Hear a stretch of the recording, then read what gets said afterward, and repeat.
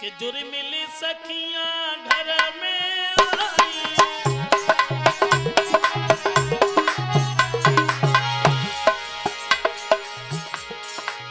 जुर मिली सखियां घर में आई,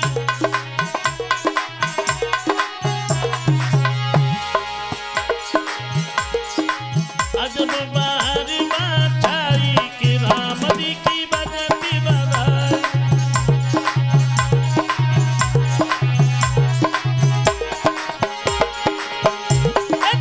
अजब बाहर बाछाई राम जी की बजती बधाई।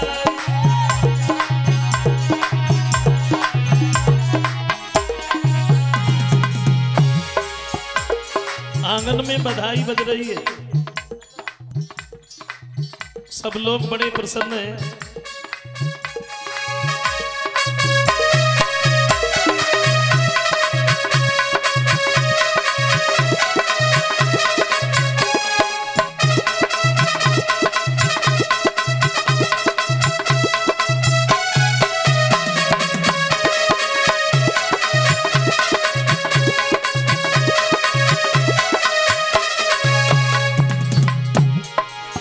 हुआ क्या?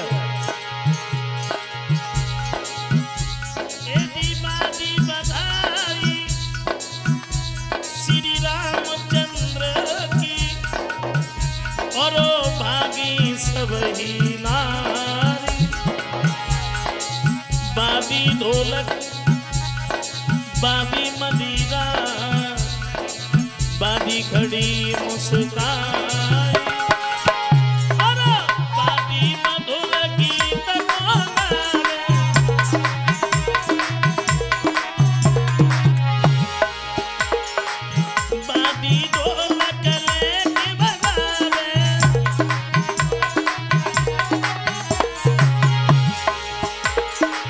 बाबी खड़ी रे मुस्काई कि राम जी की बजती बधाई,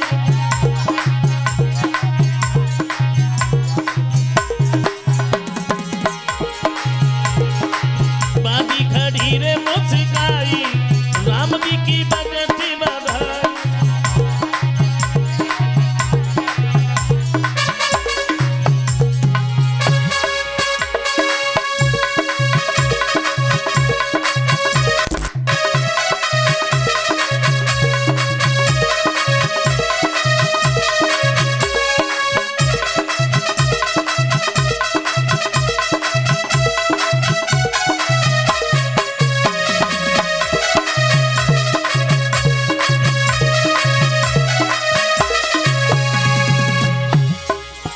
हुआ क्या?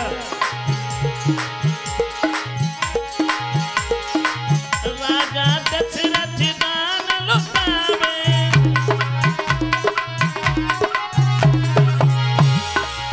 देव नभ से पुष्प बरसावे,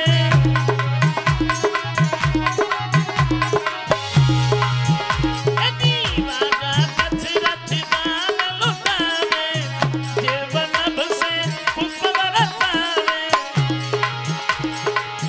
सही तीनों माई के राम जी की बजती बधाई,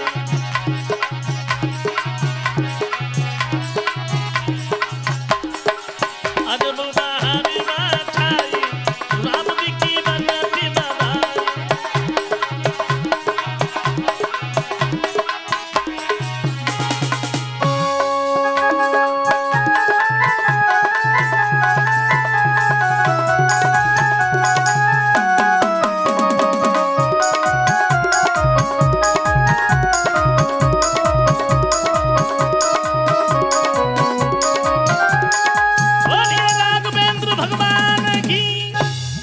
वाले मंच में फिर बैठ गए, उन्होंने फिर नहीं देखा, वे फिर सीधी चली गई। नारद फिर उठे, फिर सामने वाले मंच पे, वो तो बड़े परेशान। थोड़ी देर के बाद में राजा का वेश रखे वहां विष्णु भगवान ही आ गए, और जैसे ही भगवान को देखा बस उन्हीं के गर्दन में जयमाला डाल दी। अरे भैया, नारद ने जब जयमाला पड़ी देखी, नारद एकदम से उठ के खड़े हो गए और जवाब दिया, नादान लड़की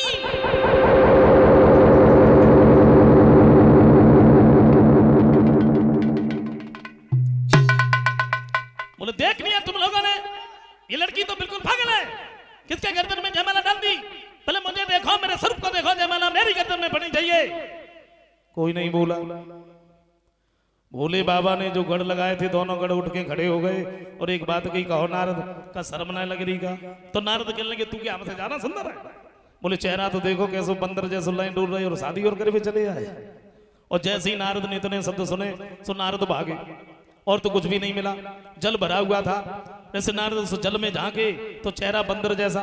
दोनों गणों को श्राप दे दिया, मूर्खो तुम मेरी चेहरा की तरफ देख देख करके हंसते रहे, मेरी मजाक उड़ाते रहे और तुमने हमें बताया नहीं, तो हम तुम्हें ये श्राप दे रहे हैं, तुम भूतल पर 3 जन्म तक राक्षस बनोगे। दोबारा फिर जाके जो असली रूप था बस वही रह गया, लेकिन क्रोध हृदय से नहीं गया। और नारद भागते हुए विष्णु भगवान के नजदीक पहुंचे। क्या देखा नारद ने? एक तरफ विश्व मोहिनी खड़ी है, एक तरफ लक्ष्मी जी खड़ी और बीच में भगवान खड़े। और भगवान ने जब नारद की तरफ देखा, कहा कुछ भी नहीं, चेहरा की तरफ देख के थोड़ा सा हंस दिए बस। अच्छा आगे तो वैसे लगी थी, और जब भगवान को हंसता हुआ देखा तो फिर और बढ़ी गई। बोले तुमने हमें कहीं का नहीं छोड़ा, और सच बात तो ये है कि तुम तो किसी का बसता हुआ घर देख ही नहीं सकते हो, और मेरा घर तो बसने ही नहीं दिया, उससे पहले उजाड़ दिया। और तुमने पता नहीं किस किस को छला, आज तुमने हमें भी छल लिया, लेकिन अभी तक तो तुम बचते चले आए, आज मेरे हाथों से नहीं बचोगे। नारद बोले तो कई अरिसी जो जलाई और तुम कौनी की न लगती भलाई। कई अरिसी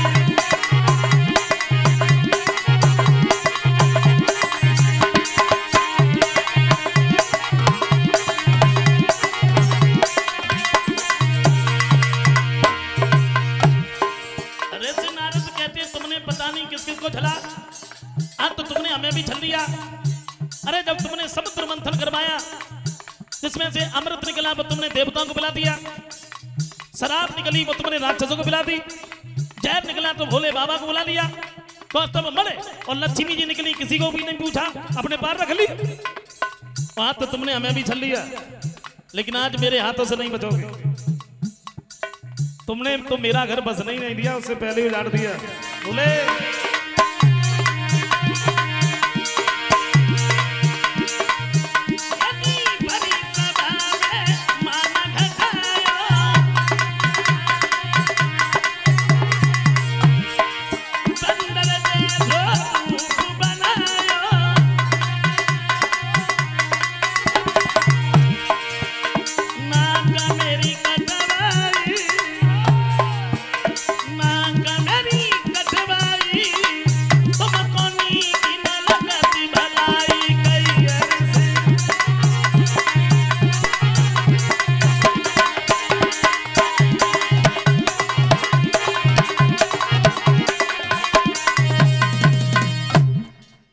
ऐसे नारद कहते हैं तुमने पता नहीं किस किस को छला, तुमने हमें भी छल लिया। इस विश्व मोहिनी के पीछे मेरा खाना पीना भी छूट गया, तुमने इस विश्व मोहिनी से हमें मिलने नहीं दिया, तो ये मेरा श्राप है। इसी विश्व मोहिनी के पीछे तुम बन बन में इधर उधर भटकोगे। तुमने मेरी बंदर की सूरत दी तो बंदर ही तुम्हारी सहायता करेंगे। राजा बन करके तुमने हमें छला तो भूतल पर तुम्हें राजा ही बनना पड़ेगा। और जब श्राप दिया भगवान ने क्या किया, तो जब हरि माया दूर निबारी तो नाई रमा नहीं राजकुमारी। भगवान ने जैसे ही अपनी माया दूर हटाई है तो क्या देखा है, उस जगह पर ना ही तो लक्ष्मी जी हैं, ना ही विश्व मोहिनी है, अकेले भगवान खड़े हैं। नारद एकदम से भगवान के चरणों पर गिर पड़े। जवाब दिया, प्रभु ये मैंने क्या कर दिया? मैंने तुम्हें श्राप दे दिया, मैं शादी करना चाहता था। ओ ना जी ना, मेरे मन में विचार बन कैसे गए, मैं तो बाल ब्रह्मचारी हूं। भगवान कहते हैं देखो नारद, तुम्हें अभिमान हो गया और तुम्हारा अभिमान दूर करने के लिए हमने लीला रची। कोई बात नहीं, तुमने हमें श्राप दिया है तो हम भूतल पर जरूर जाएंगे, राजा हम जरूर बने। एक बात कही प्रभु, हमें जो पाप लग गया इससे छुटकारा कैसे पाए? तो जवाब दिया, देखो भोले बाबा के भक्त हमें बड़े प्रिय हैं, तुम ऐसा करो तुम उन्हीं के नाम की माला जपो। वैसे नारद वहां से दोबारा तपस्या करने के लिए चले जाते। अब आइए गौर करते हैं उसी जगह पर कि भगवान श्री राम का अवतार हुआ। वैसे नारद ने नारायण भगवान को श्राप दिया, अल्पकाल में दोनों भाई विद्या को ग्रहण कर लेते हैं। सुबह सुबह ब्रह्म मुहूर्त में जाग करके अपने माता पिता गुरु के चरण स्पर्श करते हैं। सुबह सुबह ब्रह्म मुहूर्त में जाग करके अपने माता पिता गुरु के चरण स्पर्श करते हैं। सबको करने चाहिए। सुबह ब्रह्म मुहूर्त में सबको जागना चाहिए। ब्रह्म मुहूर्त का समय होता है सुबह 4 बजे से लगभग 5:30 बजे तक का।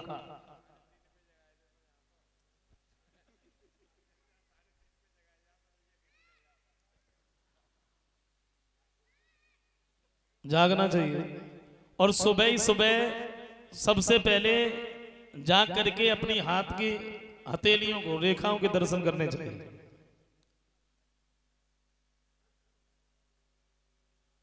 उसके बाद अपने घर में जो अब खुद से बड़े हैं, माँ बाप हैं, भाई हैं, जो अपने से बड़े हैं, उनके पैर छू के आशीर्वाद लेना चाहिए।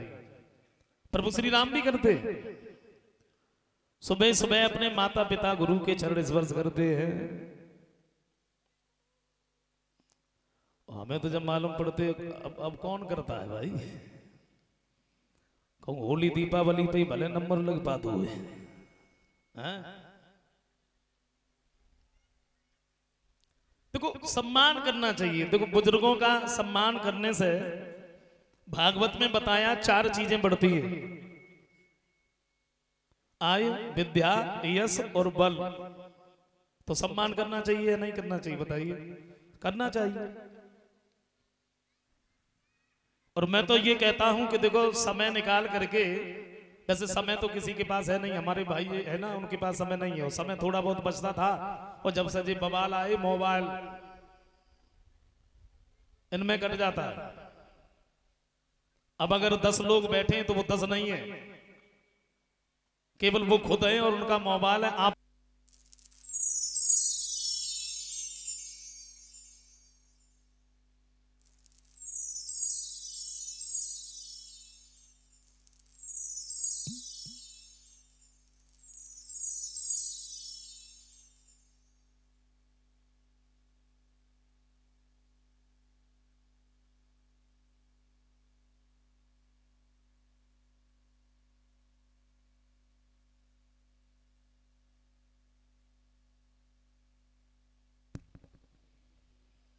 आइए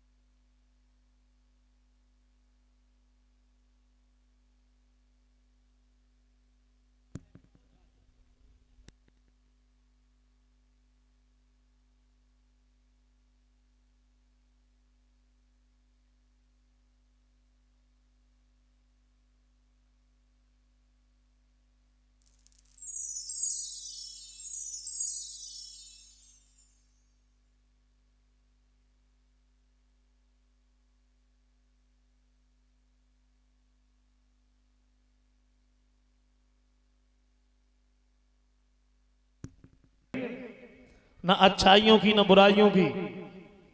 अच्छा मैत्री जी से पूछ भी लिया विदुर जी ने, भगवान ने ये दुनिया बनाई तो क्यों बनाई, और बनाई तो फिर एक जैसी क्यों नहीं बनाई, और नहीं बनाते तो भी चलता। दुनिया बनाने वाले क्या तेरे मन में समाई, और तूने काहे दुनिया बनाई। वैसे तो ये एक फिल्मी गीत है, और पुराने फिल्मी गीत भी ऐसे ही होते थे। लोग उस व्यवसाय से जुड़े हुए रहते थे, लेकिन फिर भी अध्यात्म भर देते थे गीतों में।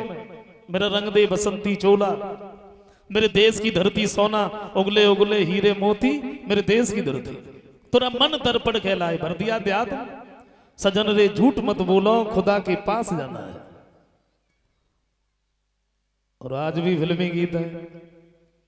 हमें मालूम है आप सब लोग सुनते होंगे, क्योंकि अब सुनने में कोई तकलीफ तो होती नहीं है। हाँ वो एक यंत्र नहीं आ गया जेब में डाल लो कहीं भी सुनो आराम से। आज भी फिल्मी गीत हैं लेकिन अब तो केवल गीत ही गीत हैं, अर्थ उसका कुछ है ही नहीं। हजारों बार गीत को सुनो और हजारों बार उसका अर्थ ढूंढो, अर्थ का तो अर्थ पता ही नहीं है। अखियों से गोली मारे। अब बताइए ये कोई गीत है? दुनिया बनाने वाले क्या तेरे मन में समाई और तूने काहे दुनिया बनाई।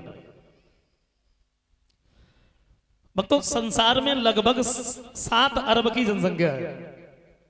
संसार में लगभग 7 अरब की जनसंख्या है। सबसे बड़ी बात आप देख लो क्या मॉडल अलग अलग, बिल्कुल हूबहू एक जैसी शक्ल किसी की हो ही नहीं सकती। कोई छोटा है, कोई लंबा है, कोई मोटा है, कोई पतला है, कोई गोरा है, कोई काला है, बिल्कुल एक जैसी शक्ल नहीं हो सकती। बताइए परमात्मा की क्या, क्या लीला है। शक्ल की छोड़ो वो तो बहुत बड़ी बात है।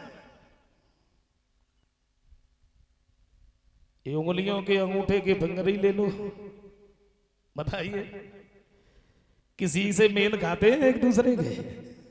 नहीं खाते हैं।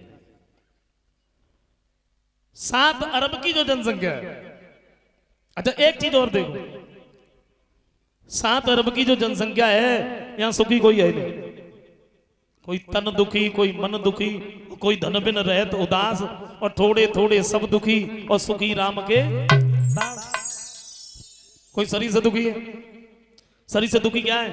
बहुत सारा धन भरा है घर में, बैंक में बैलेंस है, गाड़ियां हैं, बंगले हैं, नौकर हैं, और किसी दिन मिल गए तो पूछ लिया भाई खाने में क्या लेते हो? बोले कुछ नहीं। अरे बोले कुछ तो? बोले कुछ नहीं, मूंग की दाल और बिना चुपड़ी रोटी। हैं घी क्यों नहीं खाते हो? बोले घी खाएं कैसे? क्यों? बोले डॉक्टर ने मना कर दिया है, घी खाओगे तो ब्लड प्रेशर हाई हो जाएगा। हम नहीं जानते। और कोई अपने मन से दुखी है, यहां सुखी कोई नहीं। मुझे ऐसा कोई नहीं लगता जिसके सामने किसी न किसी बात की समस्या ना हो। हमें नहीं लगता। कोई सोच रहा है क्या करें, सारे दिन मेहनत मजदूरी करते हैं लेकिन बड़ी समस्या है तो धन इकट्ठा नहीं हो पा रहा। कोई सोच रहा है क्या करें, बहुत सारा धन भरा है घर में लेकिन बड़ी समस्या है, उसे कोई खर्च करने वाला नहीं है। गरीब का बच्चा सुबह सुबह रोता है चाय पीने के लिए, लेकिन बड़ी समस्या है, चाय बनी नहीं सकती। क्यों? बोले चीनी नहीं है। बड़े बड़े रईस, बड़े बड़े पैसे वाले भी रोते चाय पीने के लिए। अब आप सोचते चीनी नहीं है, बोले चीनी है तो लेकिन खा नहीं सकते। क्यों? शुगर हो जाएगा। ऐसा कोई नहीं है जिसके सामने किसी न किसी बात की समस्या ना हो। एक व्यक्ति की पत्नी मायके जा रही थी, मायके पति थोड़ा अस्वस्थ था। अब पति जो था पत्नी को रेलवे स्टेशन पर छोड़ने के लिए गया। पत्नी जब जाने लगी तो एक बात की देखो, समय से दवाइयां लेते रहना, समय से भोजन करते रहना, 2-4 दिन की बात है, फिर मैं लौट के आ जाऊंगी। अच्छा जब पत्नी जाने लगी तो पति इतना भावुक हो गया, पति रोने लगा। और उसके एक नजदीक दूसरा व्यक्ति खड़ा था, उसके चेहरा की तरफ देख देख के वो भी रोने लगा। अब जिसकी जा रही है वो कम रो रहा है, जिसकी नहीं जा रही है वो ज्यादा रो रहा है। उसने देखा मैं अस्वस्थ हूं और मेरी पत्नी मायके जा रही है इसलिए मैं रो रहा हूं, ये क्यों रो रहा है? सामने पहुंच गया, बोले भाई। हाँ। बोले तुम क्यों रो रहे? बोले तू क्यों रो रहा है? बोले मेरी पत्नी मायके जा रही मैं इसलिए रो रहा हूं। बोले तेरी पत्नी मायके जा रही तो इसलिए रो रहा है, और मेरी पत्नी मेरे घर आ रही मैं इसलिए रो रहा हूं। समस्या ऐसा कोई नहीं है जिसके सामने किसी न किसी बात की समस्या ना हो। एक लाइन हमारे पूजनीय गुरुदेव जी कहा करते थे, पीर देखी एक हंसता है दसरों पे।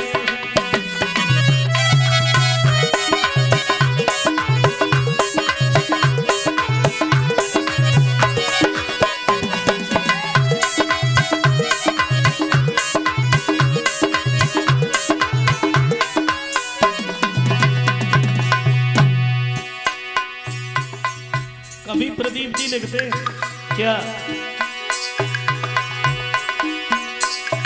दो चार सुखी है लाखों में, आंसू है करोड़ों आंखों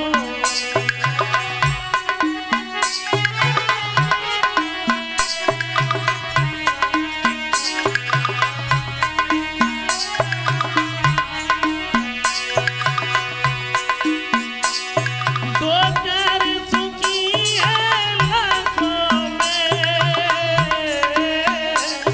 आंसू है करोड़ों आंखों मैंने गिनी गिनी हरी तकदीर दे मैंने गिनी गिनी हरी तकदीर दे एक हंसता है दस रोते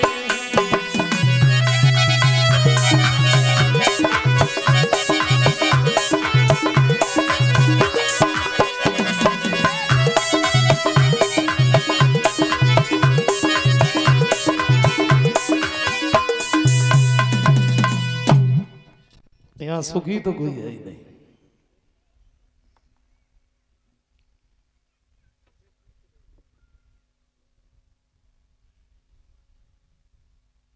और मुझे तो ऐसा लगता है जब से हमारा जन्म हुआ और जब तक इस धरती पर रहे और सारी जिंदगी सारी उम्र हमारी रोते ही रोते निकली गई। हम हंसे कब बताइए।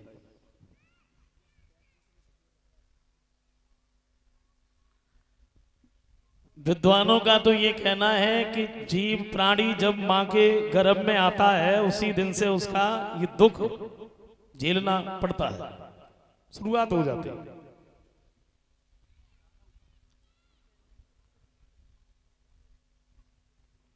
हमारा जब जन्म हुआ तो रोने में लग गए, अब शादी करनी है तो बैठ के रो रहे, शादी भी हो गई, अब शादी हो गई उसके बाद बच्चे नहीं हो रहे तो बैठ के रो रहे, और बच्चे अगर हो गए बच्चे अच्छे नहीं निकले तो बैठ के रो रहे।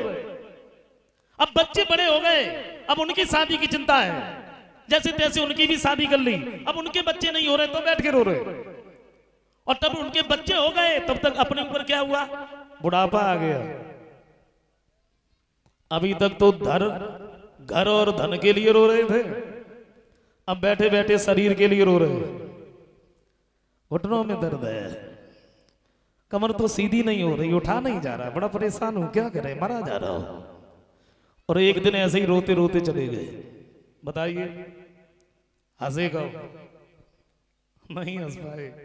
और मुझे तो ऐसा लगता है आज जो आपके सामने अगर कोई हंसता है तो वो केवल दिखावटी हंसता है, ऊपर से हंसता है, अंदर से कोई हंसता ही नहीं। अंदर से किसी को हंसी आती नहीं है कि लोग इतने उलझनों में फंसे, कोई नहीं हंसता। लेकिन एक कवि ये कहते हैं हम लोग ज्यादातर दुखी क्यों रहते, दुख का कारण क्या हमारा, मालूम, हमारी दुख का कारण ये है हमारी इच्छाएं कभी पूरी नहीं हो पाती। एक इच्छा हमारी पूरी हो गई तो दूसरी तैयार। और एक कारण और है दुख का सबसे बड़ा, आजकल ज्यादातर लोगों को कहता हुआ देखा होगा, और अधिकतर हमारे भाइयों का तो कहना ही क्या है।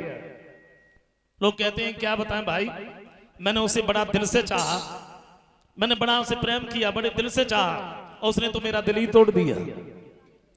हमारे भाइयों का तो बड़ी जल्दी दिल टूटने लगा है। हाँ, नंबर ब्लॉक लिस्ट कर दिया, बोले मेरा तो दिल ही तोड़ दिया। बताइए दिल हम लगाते क्यों है? अच्छा, संसार दिल से चलता है या दिमाग से चलता है? मैं ये बताओ। ये संसार दिल से नहीं चलता है, संसार दिमाग से चलता है। अगर हम दिल भगवान में लगाएंगे, दिमाग संसार में लगाएंगे तो कभी हमें दुख नहीं होगा। लेकिन हम उल्टा करते, दिल को संसार में लगाते हैं और दिमाग भगवान में लगाते हैं। यही हमारा फेर है। कभी कहते हैं क्या,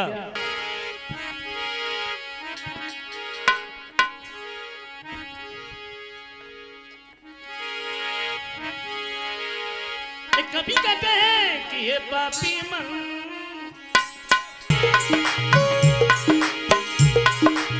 ये पापी मन कर ले ले भजन,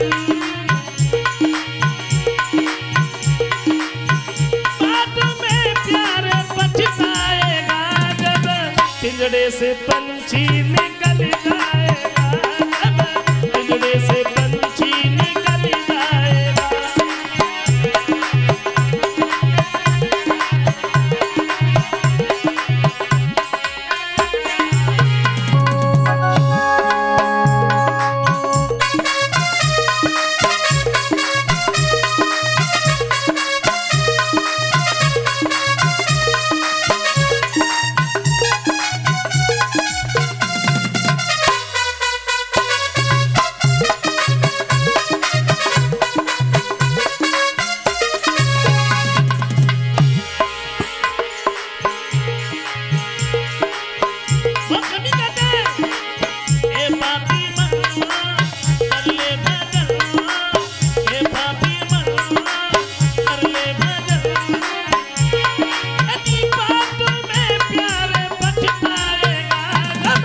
पिंजड़े से पंछी निकल जाएगा, जब पिंजड़े से पंछी निकल जाएगा।